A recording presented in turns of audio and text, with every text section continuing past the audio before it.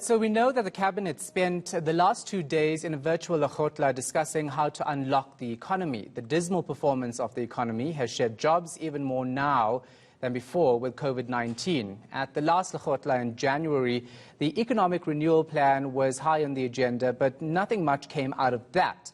Let's discuss this with Miriam Altman, Professor of 4R Practice at the University of Johannesburg.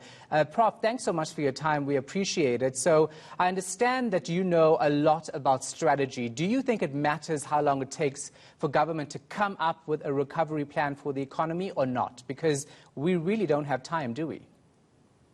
Yeah, sure, it matters. And an effective health response actually is part of the economic solution. What I would have said is that one of the most important things that has to happen most urgently is a much more intense focus on making sure that workplaces, especially where people meet face-to-face, are safe, and that people know they're safe, so that people actually come back to doctors' offices, to restaurants, to hotels. People need to feel safe, and you know, we probably need rating systems and support. That is actually some of the most important stuff that needs to happen right now.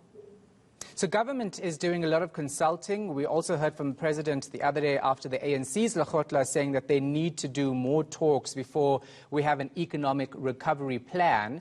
But is there too much consulting happening because we're not getting anything just yet?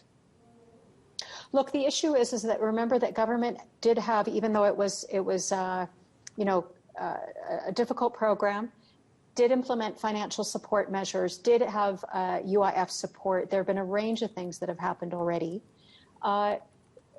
It's not the issue of over-consultation.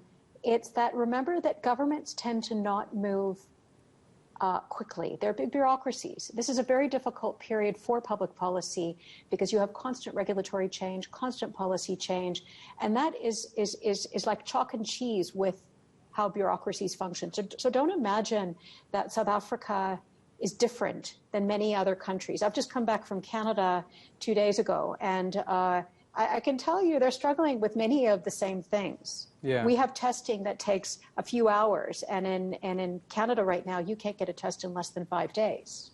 But with COVID-19, with the deaths, with the dismal performance of the economy and the special circumstances that we're seeing now that we haven't seen before, does that bureaucracy and policy need to be pushed out of the way so we can get this done?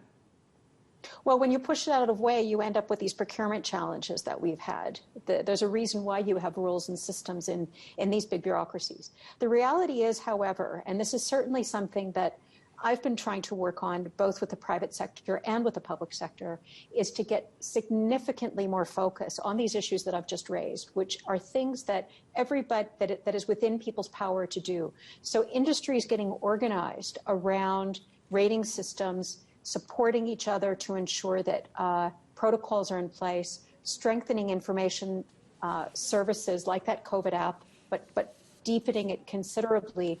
And then on the other side, we have Edward Kiswitter, who's now heading revenue services.